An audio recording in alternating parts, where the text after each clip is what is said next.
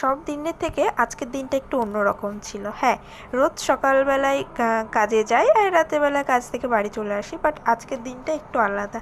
কেন বলছি? আজকে কাজের চাপ একটু কম থাকায় বাইরে বৃষ্টি হচ্ছিল, তাই বাইরে গিয়ে একটু দাঁড়িয়েছিলাম। সকালবেলায় টাইমেই কাজে চলে গেছিলাম। তারপর হচ্ছে রাত্রে 8:30টার পরে যখন আমাদের ছুটি হয়, তো ছুটি হওয়ার পরে আজকে একটু সাজুগুজু করেছি, রেডি হয়েছি, সবাই মিলে এক জায়গায় যাব।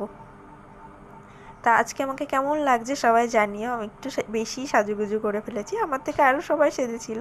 তারপর তো আমাদের গাড়ি চলে আসে। হ্যাঁ, আজকে আমরা যাব নগর উখড়াতে। ওখানে আমাদের একটা দাদার বাড়িতে, আমাদেরই একটা স্টাফের দাদার বাড়িতে দাদার ছেলের জন্মদিনে আমরা সবাই মিলে যাব। তাই জন্য আমরা গাড়ি ভাড়া করেছি, কারণ আমাদের ফিরতে লেট হবে আর যেতেও অনেকটা লেট হয়ে যেত, তাই। তো যাই হোক, আমরা সবাই অটোতে, অনেকটা টাইম লেগেছে, অটোতে করে গেছি। আর রাস্তাটা না অনেক ভেতরে ছিল, মানে দাদার বাড়িটা অনেকটা ভেতরে ছিল, আর রাস্তাঘাটও খুব খারাপ থাকায় আমাদের যেতে বেশ কিছুটা লেটই হয়েছে। আমরা চিনতে পারিনি, আগে কখনো যাইনি যেহেতু। তো তারপর আমরা পৌঁছে গেলাম দাদার বাড়িতে। আর ডেকোরেশনটা সুন্দর হয়েছিল, কারণ বৃষ্টির জন্য নাকি দাদা ভালোভাবে করতে পারিনি, আরও ভালোভাবে করার ইচ্ছা ছিল। তো যাই হোক, আমরা সবাই মিলে তো পৌঁছে গেলাম ওখানে। যাওয়ার সাথে সাথে আমরা দেখে নিলাম যার জন্মদিন তাকেই দেখছিলাম। আর তার থেকে তার বাবা বেশি সেজেছে আর কি বলতে পারো।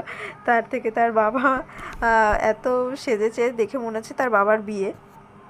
তো যাই হোক, তারপর যাওয়ার সাথে সাথে আমাদের বৌদি কেক দিয়ে দিল। আমরা কেক খেলাম, আর এত বড় কেকটা ছিল, আমরা কেক কাটাটা দেখতে পারিনি, অনেকটাই রাত হয়ে গেছিলো। আমরা 9:30টার সময় পৌঁছেছিলাম, তো হবেই। তারপর আমরা এখানে দাঁড়িয়ে ফুচকা খেয়ে নিলাম সবাই মিলে। ফুচকা টুচকা খায়, ফুচকাটা না খুব টেস্টি ছিল, আমার তো জিভে জল চলে এসেছিলো, ফুচকাটা আরও খেতে ইচ্ছে করছিল।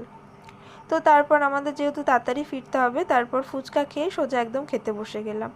তো মেনুতে ছিল এরকম লেবু। ও, তার আগে বলে নিই, এই যে টেবিলটা দাদা পাচ্ছে, দাদার বাড়ি থেকে, ঘরের থেকে এনে দিয়েছে, আমরা তা সবাই মিলে বসবো বলে 6জন মিলে। আর অন্য টেবিলগুলো যেগুলো ছিল সেগুলো ছোট ছিল, শুধুমাত্র আমাদের জন্য ঘর থেকে বড় টেবিল এনে দিয়েছে।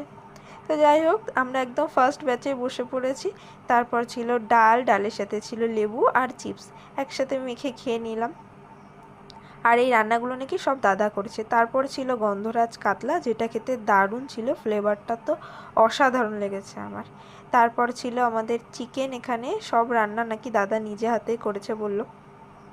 দাদা রান্না করতে ভালোবাসে আর খুব সুন্দর রান্নাও করতে পারে। আর তারপরে ছিল এরকম ঝাল ঝাল চিকেন, যেটা খেতে খুব সুন্দর ছিল। তারপর ছিল চাটনি, পাঁপড়, আর হচ্ছে পায়েস। আর